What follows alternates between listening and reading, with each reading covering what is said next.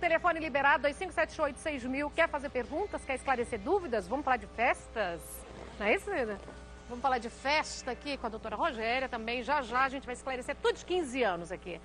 Microfisioterapeuta, o que seria, o que é? Explica pra gente no português bem claro, por favor, doutora. Microfisioterapeuta, a gente trabalha com a microfisioterapia. É uma técnica que veio da França, né? Foi criada por dois osteopatas, que é a Patrícia Benini e o Daniel Grosjean, e que visa aprofundar, né, o trabalho entre as emoções e o corpo, entre os registros de memórias que nós temos ao longo da vida. Ao longo da vida? Sim.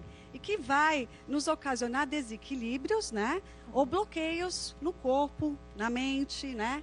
O que mais gera, hein? Porque a gente sabe de memória recente, essas coisas assim, que a gente, sofreu uma dor de amor, levou um pé na bunda, aquela coisa, aquele sofrimento todo, a pessoa começa a ter gastrite, começa a gerar, passar por físico, reações da emoção. Sim, no caso, por exemplo, de um rompimento amoroso, né? Para o ser humano, o relacional é muito importante, a afetividade. Isso, na microfisioterapia, a gente atua como um território muito importante. E esse território nos vale o quê? Um alimento vital, que é o amor.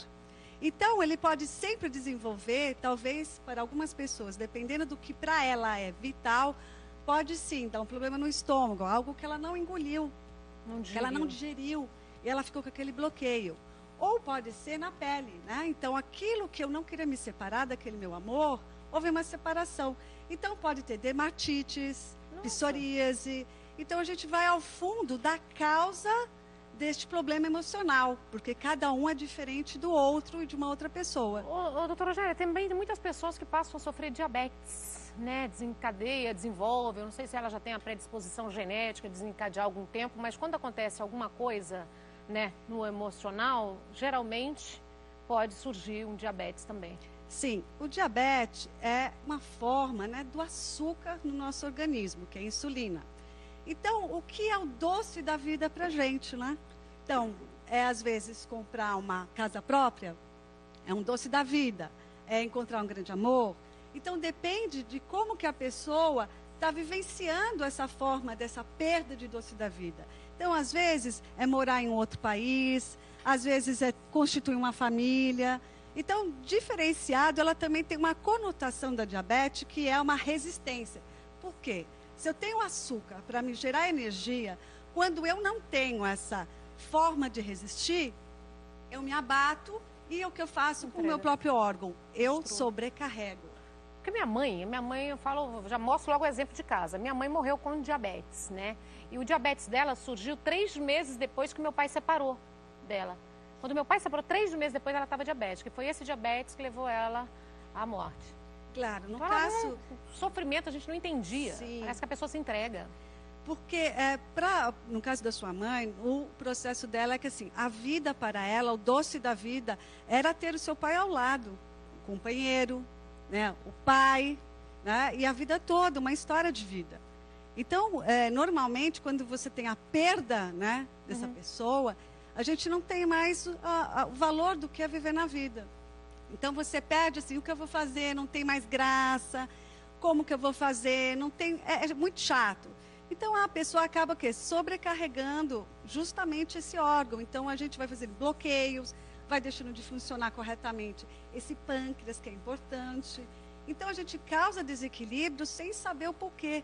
Então, ocasionou... sabotagem, né? Claro, você vê, foram 3 meses depois da morte do seu pai. Então, tem uma data... da separação. Da separação, uma data, né? Então, tem a causa. E o corpo leva um tempo para processar isso. Então, às vezes, a gente não entende muito como o fato das emoções ser extremamente potencial para desencadear, né, os nossos desequilíbrios, bloqueio, tristezas e doenças. Não digere nunca, viu, Dória? Dória está aqui perto, mas foi assim. Quando ele morreu, tempos depois ele morreu, 1 ano depois. O dia que ele morreu, fez 1 ano que ele morreu, ela morreu, no dia seguinte. Aí assim, o túmulo dele, ficou pronto, parece macabro, gente, mas é real. A gente tem que falar assim das emoções, como as pessoas lidam com essas carências, né, com esses problemas mal resolvidos no emocional. Ficou pronto o túmulo dele 5 horas da tarde, num dia, no dia seguinte, no dia do aniversário de São Paulo, 2 da tarde ela faleceu. Então, assim, é tudo muito estranho. Parece que não tem ligação, mas parece que o físico e o emocional estão sempre interligados. Sempre tem essa relação. O importante é a gente ter instrumentos e conhecimento e técnicas que a gente deve abordar para saber como lidar com essas situações e não criar o quê? Bloqueio, desequilíbrios. E no caso que você está contando a sua mãe, que foi exatamente a data de aniversário da morte do seu pai que estava chegando. Então, as datas que marcam muito a nossa história de vida, ela é muito importante, aquelas que têm as perdas, né? As separações. Então, a gente vivencia a data dos aniversários, né? Então, a gente não tem um inferno astral? Uhum. Claro, porque a gente sempre fica pensando... Já se programa, né? Ou se programa, ou o que está acontecendo, ou se não foi bem. Então, as datas significativas são importantes, desencadeadores de tudo isso. E como que entra o seu trabalho nisso? Porque a gente sabe que funciona, então, essa ligação das emoções com as dores no corpo é real, fato. E como que entra o seu trabalho para ajudar? O meu trabalho com a microfisioterapia é justamente sentar o paciente, a gente escuta muito a história do paciente, ele traz um problema, seja ele físico ou mental, né? Que hoje tem muita síndrome do pânico, estresse. Desencadeado também. Né? Desencadeado todos esses processos. Também, por exemplo, pessoas dependentes de drogas. Então, tudo a gente vai entender o porquê que aquela pessoa chegou naquele momento difícil, porque chegou naquele... Então, a gente escuta muito esse paciente, toda a história. Então, a gente vai colher história de vida desde a gestação, que a gente traz informação daquela mãe que carrega no ventre, o que ela passa, o bebê passa. E ele carrega na informação da memória celular que está nessa criança que está sendo gerada. E quando pode desencadear isso? Qualquer momento da vida? A qualquer momento da vida, por exemplo, uma mãe que tem uma gravidez que não foi planejada e ela tem insegurança e ela fica, eu tenho ou não tenho essa criança? Né? E a criança rejeição, vai vivenciar, às vezes, a rejeição. Mas não é que a mãe rejeita o filho. Ela fica pensando, como é que eu vou dar alimento a esse filho? Como é que eu vou criar esse filho? Isso se chama amor. Mas no gene da criança, nessa memória celular, às vezes... Só ou não? Soa como não, como uma rejeição. E a mãe conta, nossa, eu não era para ter você. Então, marca essa pessoa na memória. Sim, sim. E quando ela acaba, ao longo da vida, vivenciando uma forma de rejeição, ela faz uma releitura disso. Então, a micro, ela vai falar o que ela veio, qual é a problemática dela, mas também, na hora que ela vai deitar na maca, eu vou fazer palpações, né, utilizar as mãos, de vários sentidos, na qual eu vou descobrir onde está o bloqueio. E aonde eu sei que está o bloqueio, eu faço uma ligação de decodificar o que é que levou o sentimento, a emoção desta pessoa. Então, a gente vai buscar a causa, não o sintoma que ela está relatando no momento. O sintoma você já está vendo, né? Tem que descobrir a causa. Então, a gente acaba, às vezes, colhendo informações, porque o corpo fala, né? Às vezes a gente diz, não, está tudo bem comigo, e aí você vai ver, você está péssimo, né? Dentro, e aí não quer mostrar para ninguém, não quer passar. Então, naquele momento que eu estou fazendo a palpação, porque a mão posicionada de diferentes formas, eu estou perguntando a este corpo diferentes situações. Então, eu posso perguntar se ele tem uma cronicidade, que é o quê? Ele vai repetir isso sempre que entrar em contato com essa emoção. Que bacana esse trabalho, hein? É muito bacana. Eu acho deve ajudar muito, né? Eu acho que as pessoas têm um poder assim... Ele é um processo mais rápido para ajudar? Claro. A micro é assim, no máximo 3 sessões. Com um intervalo de 30 a 45 dias. Isso às vezes as pessoas não entendem muito, porque todo mundo está acostumado a frequentar, ser toda dependente. Semana é uma dependência, então não cria essa dependência. Não cria essa dependência, porque você vai fazendo uma limpeza, uma faxina nesse corpo, nessa memória, nessa sua mente, e leva 45 dias para processar tudo isso, para você retornar ou não. Que maravilha. Porque você pode, numa sessão só, resolver o seu problema. Que coisa boa, Sim. Eu adorei. Estou aqui para você que está em casa com a doutora Rogéria Botelho, viu, querido, que estamos falando assim, uma verdadeira aula, assim, para mim o que tem de mais moderno, as emoções e as dores no corpo, gente, qual a ligação, a interligação, e ela é microfisioterapeuta, então é um trabalho maravilhoso que dá para a gente entender que é um processo rápido de autoajuda, né, de autocura também, né, que as pessoas deveriam começar a entender mais, né, o corpo fala. O corpo fala e a gente tem que pensar que é uma conexão como funciona um computador, né? Tem softwares, tem programas, e esses programas podem vir realmente de histórias ao longo da nossa vida. Então, como eu já havia comentado um pouco da gestação, mas também da nossa família. O que vai influenciar nessa história de vida, né? Toda a parte que esta família traz, que é o clã familiar. Então, como veio a história de família, às vezes tem gente que tem avós e avós que vieram da guerra. Então, a gente traz nessa memória celular, sim, dos nossos antepassados. Então, a gente vai entender um pouquinho sobre isso. A fase da infância, né? A entrada na escola, como que é difícil sair da casa da mãe para ir para a escola. Né? Adolescência, que todo mundo acaba falando que é aborrecência, mas existe muito conflito. Porque é uma fase que você vai adquirir uma série de conhecimentos novos, porque você vai ter que vivenciar o que está fora. Amadurecer um pouquinho, né? Amadurecer e é muito difícil. Tem a fase adulta. Então, é todo um registro da memória da sua vida enquanto familiar. Né? Outra coisa também que influencia é o país que você mora, os costumes. Né? Como que a gente vivencia. Né? Morar aqui no Brasil é diferente de morar, por exemplo, na França. Então, existem sintomas diferentes lá do que aqui. Aqui tem muita, por exemplo, problema de tireoide, de diabetes. Né? E tudo está vinculado um pouquinho aos conflitos que nós vivemos como o povo brasileiro, né? Sempre aí, tentando fazer as coisas e um sempre... jeitinho, e medo, insegurança, medo da violência, o tempo todo, uma violência. Né? Então, a gente se desgasta muito, né? A gente vive na neura. Na neura. Então, é todo um conjunto que a gente tem que pensar, que é o órgão, né? A psique, né? E o corpo. Então, eles se falam, os três. Então, se eu tenho um choque emocional, por exemplo, saindo daqui agora... Assaltado, pode traumar e virar depois então, claro, a primeira coisa vai ser o meu pulmão que vai ressentir, porque eu vou ter medo da morte. E o pulmão, ele é a decodificação de respirar. Eu quero ar, e o ar é vida. Então, a primeira coisa que vai me atingir, eu vou estar com uma respiração super alterada. Depois é o coração. O coração, ele faz o quê? Bombear mais sangue, porque nessa hora eu também quero me salvar. Eu tenho que ter o quê? Potência de sangue para eu, numa tentativa também, sobreviver.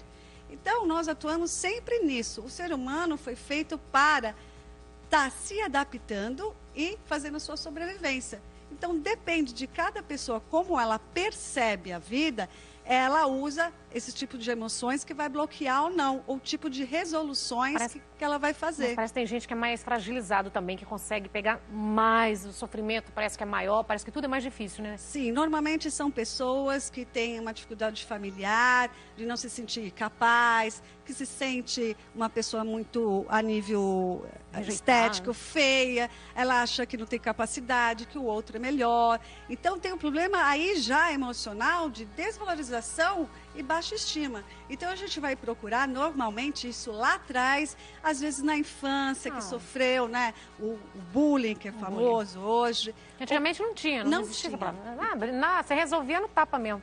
Se te xingasse na escola, você metia a mão, já resolvia. As coisas eram mais fáceis. Parece que as crianças de hoje, não sei se essa falta de infância, de brincar, de resolver as coisas na hora, fica tudo preso no computador, né? Tudo trancado ali, tudo tem medo. Não pode descer, não pode brincar, não pode falar com o coleguinho, não sabe se o vizinho, não pode ter amizade. Ficaram presos, né? A gente, antigamente não. Ele não pode atuar. Mas te xingava pra ver. Era bom, a gente tem muito irmão, lá em casa tinha 5. Brigava com um pra ver, apanhava de 5, já chamava todo mundo, resolvia na hora. É o problema do território, então o território tem que ser respeitado. Então, 5 irmãos foram brigar, falaram, não, você não vem aqui, meu quarto não pode, meu chinelo você não coloca. E os irmãos dormiam juntos, os quartos eram juntos, as irmãs dormiam juntos, os irmãos, era diferente. Hoje a gente usa, às vezes, muito racional. Então, o que acontece? Não, eu não vou lá falar para aquele que está invadindo o meu território, porque é uma coisa polida. Não, porque eles resolvem. Nós temos no nosso cérebro 3 coisas importantes, que é o cérebro primitivo, é aquele que a gente fala que é o reptiliano, que é aquele que a gente usa justamente as emoções de briga, né? De falar, opa, para aí que aqui você não entra, aqui não. Mas a gente, tem gente que faz assim, não, deixa, outro dia eu falo.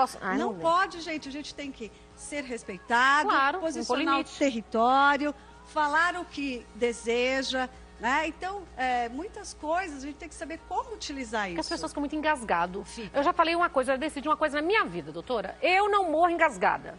Isso é ótimo pra Doa você. quem doer, hoje eu não tenho mais papa nas línguas. Porque eu acho você que joga tudo a maturidade pra fora. traz isso pra gente. É verdade. Eu não me permito mais engasgar por ninguém, sofrer por ninguém, engolir nada que eu não queira.